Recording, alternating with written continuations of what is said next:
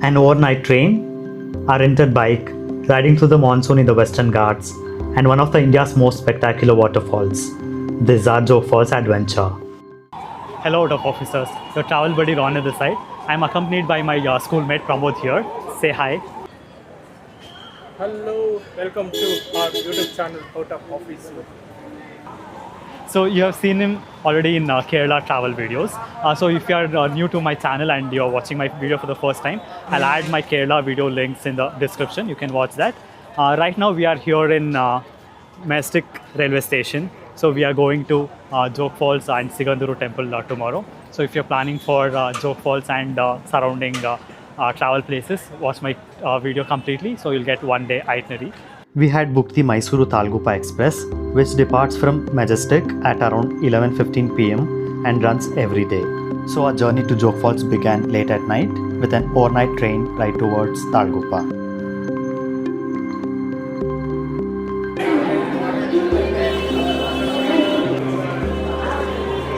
And as the morning began, we woke up to this beautiful view from the train. Paddy fields stretching across the countryside with a light drizzle adding to the whole monsoon vibe. Honestly, it couldn't have been a better start to the journey. Every now and then, we could spot one or two houses scattered across the countryside with the smoke gently rising from their chimneys. With the paddy fields, the drizzle and the misty morning, the whole scene felt so peaceful. Good morning guys from Sagara railway station. It's around 10:20 in the morning. So we had to reach here around 6:30. So it's around 50 minutes delay. So if you're going to Jog Falls, don't get down here in Sagara railway station. Get down at Talguppa railway station. I'll explain later in the video how to reach Jog Falls from Talguppa railway station. We got down here to hire a bike. There is a bike rental place here. If you're planning to rent a bike, you can get down here in Sagara, or if you wanna go by public transport, you get down in Talguppa railway station. I'll explain later in the video how to do that. So let's go to the bike rental place here in Sagara. This is where we rented our bikes for the trip. It's called Sai Bike Rentals and it's located just around 150 meters from Sagara railway station. We paid rupees 600 for one day along with a refundable security deposit of rupees 1000. They returned the rupees 1000 deposit when we handed the bikes back. If you're planning a trip to Jog Falls and need to rent a bike, this is the only bike rental place we could find near the railway station. I'll add the location link in the description so you can easily find it.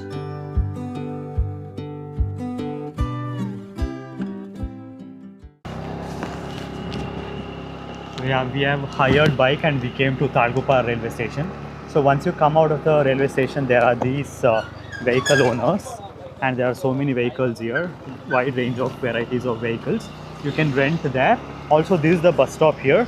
So you will get public transport, public buses which comes regularly like 15 minutes and it takes you to Jog Falls. It was drizzling almost throughout the day and at times it would suddenly start pouring heavily. But we didn't let the rain stop us. We rode through the Western Ghats with breathtaking views all around us.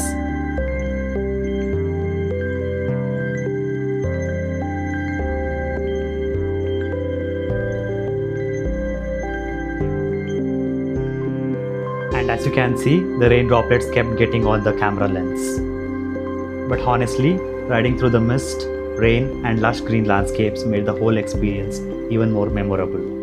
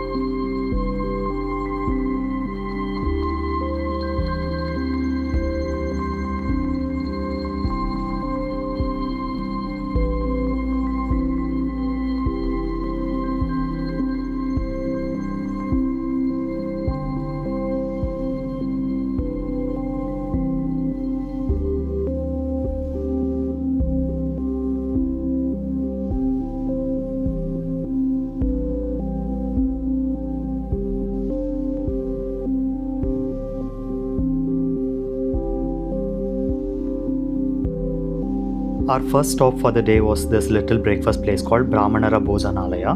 It's actually an extension of a grocery store which they have set up along their house and turned into a small breakfast outlet.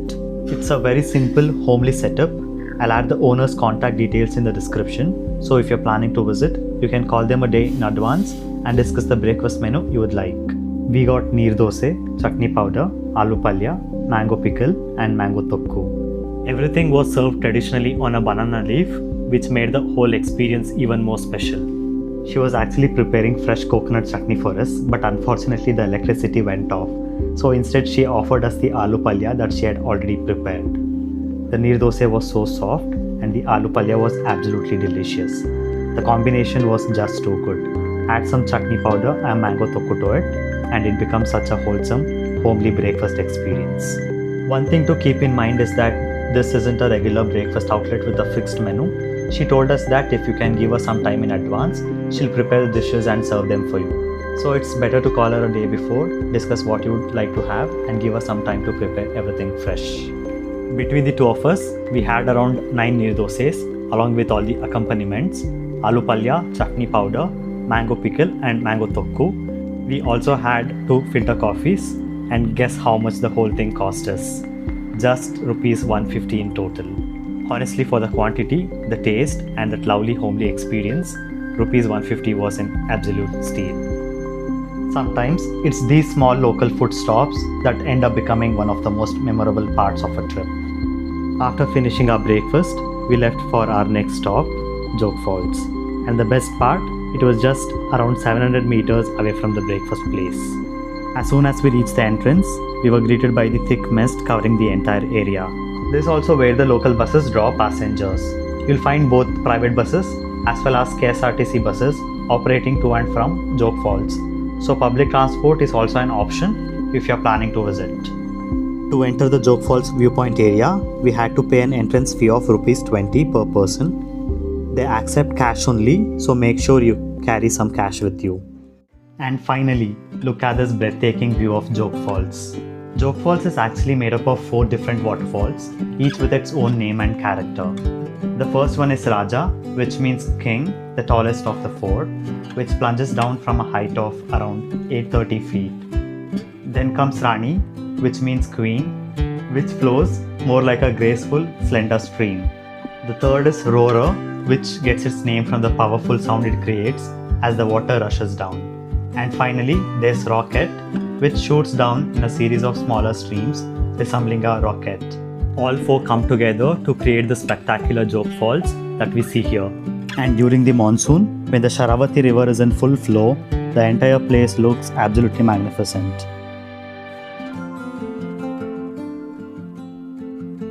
Also, they have got clean washrooms available along with hot water bathing facilities. There are also newer hotels currently under construction here, which should be available for tourists once they are completed. This building you're seeing here is the older hotel and it also has a restaurant attached to it. So you can grab a meal here if you're planning to spend some time at Jog Falls. After spending some time here and taking in the beautiful views of Jog Falls, we left this spot and headed towards another viewpoint to get a different perspective of the falls.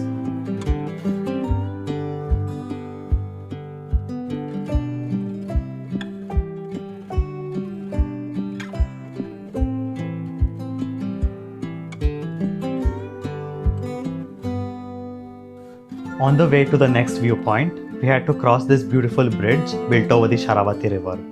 With the lush green surroundings and the river flowing beneath us, even this short stretch of the journey was a beautiful experience.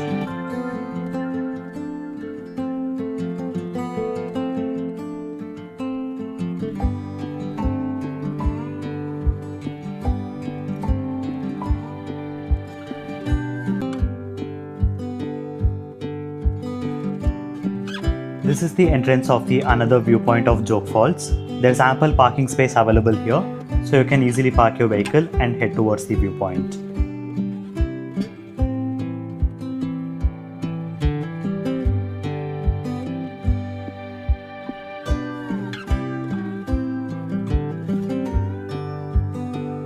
And just look at the view of the Jog Falls from this viewpoint. You get a completely different perspective of the falls from here. And during the monsoon, with all that water rushing down, it looks absolutely spectacular. And there's an interesting piece of history connected to Jog Falls.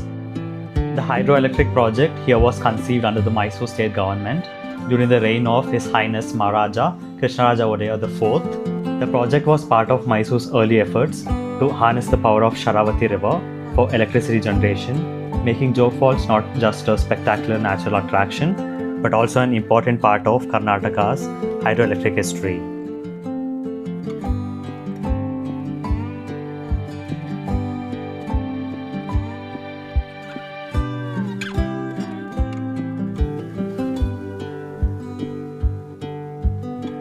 The weather kept constantly changing. Clouds were rolling in and out again and again, sometimes completely covering the falls and then clearing up to reveal the view once more. It made the whole place feel even more dramatic and beautiful. Near the parking area, you'll also find a few small shops selling fritters, snacks and other refreshments. They'll also rent out umbrellas for ₹30, which can be really useful, especially during the monsoon when the weather can change at any time. After spending some time at Jog Falls, we started our journey back. But on the way we made a quick stop here because we spotted a few peacocks roaming around in the paddy fields. After spending some time watching the peacocks, we continued our journey towards the next destination, the Siganduru Chowdeshwari temple.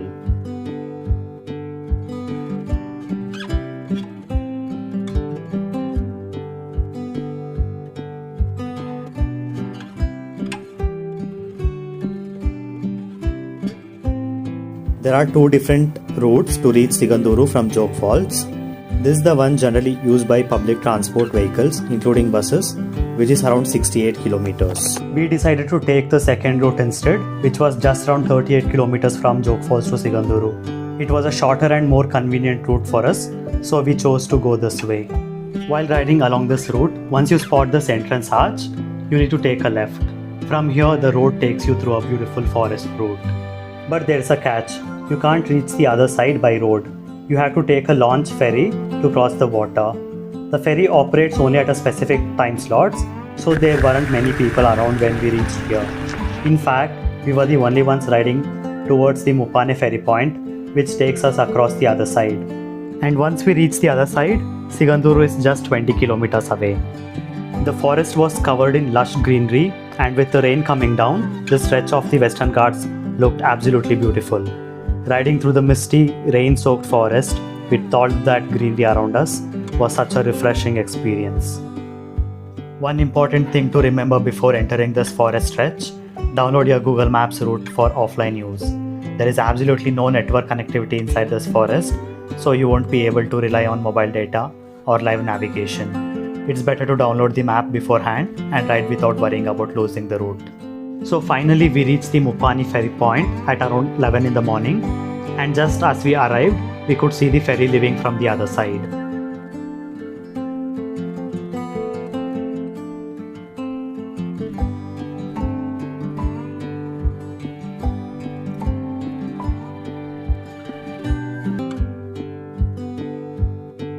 Just look at the landscape here. It looks completely different from the lush green forest route we had traveled through just a while ago. Here the landscape feels almost barren, with a vast stretch of water surrounding small islands scattered here and there, covered with trees. The sudden change in scenery was absolutely beautiful and unexpected.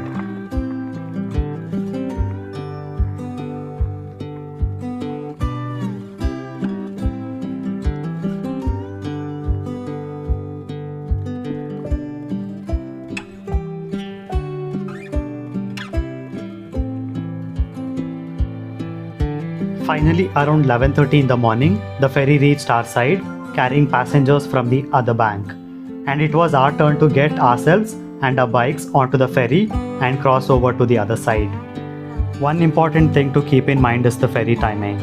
If you miss this 11:30 am departure from this side, the next ferry leaves only around 2:30 pm. So make sure you plan your journey accordingly, because you could end up waiting a couple of hours. The ferry ride costs ₹300 in total, and if you are traveling with friends or other passengers, you can split the cost among yourselves. Once you reach the other side of the bank, the journey isn't over yet. You have to ride through another stretch of forest to reach Siganduru. On the way, we could spot a few passengers heading toward the ferry point from this side.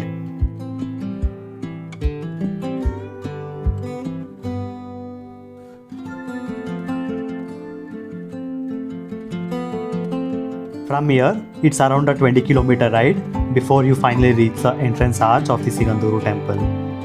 And finally, here we are at Siganduru temple.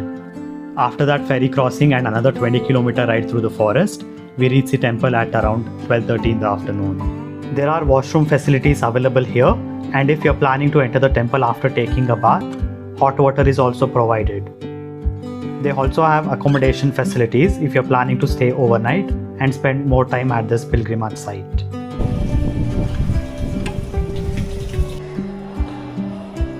After that, we headed to the temple dining hall where free meals are served every day for devotees. The lunch starts around 12 noon and continues until 3 p.m. so you have a good window to have your meal here.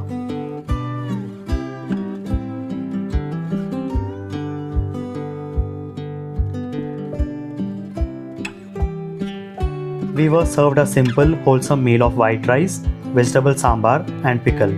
Nothing fancy, but after that long ride through the forest and the ferry crossing, the simple meal was exactly what we needed. The dining hall was quite busy with so many fellow devotees having their meals alongside us. Despite the crowd, everything was well organized and maintained hygienically. The food actually tasted really good. The sambar was flavorful, the rice was cooked perfectly, and the pickle added that extra kick to the meal. And the best part is, the food is unlimited. You can have as much as rice and sambar as you want. The temple uses a plate cleaning machine imported from Italy, which helps maintain hygiene while handling the large number of plates used every day.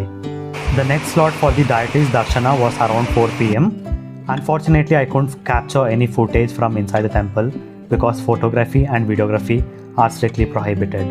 So I'll have to leave that experience for you to witness in person. There are also direct KSRTC bus services available from Bengaluru to Siganduru and back, making it convenient to travel by public transport as well.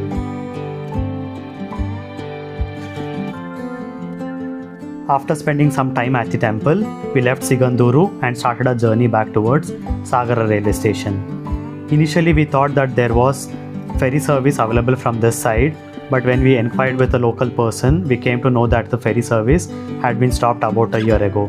So we had to continue our journey by road instead. A new bridge has been constructed here as an alternative to the ferry service that was available earlier. So now instead of depending on the ferry, travelers can use this bridge to cross over and continue their journey.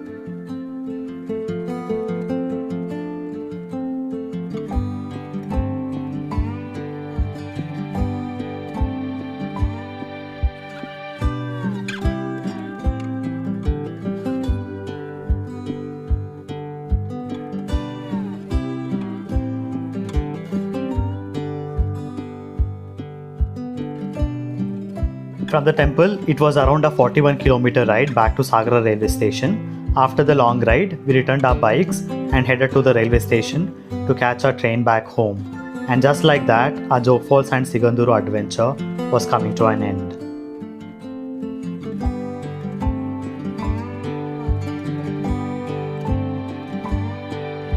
I hope you found this video informative enough to plan your own one-day itinerary to Jog Falls and Siganduru. And I hope you enjoyed watching it as much as we enjoyed the journey. If you liked the video, don't forget to like, share and subscribe to the channel. That is for this video. I'll see you in the next one.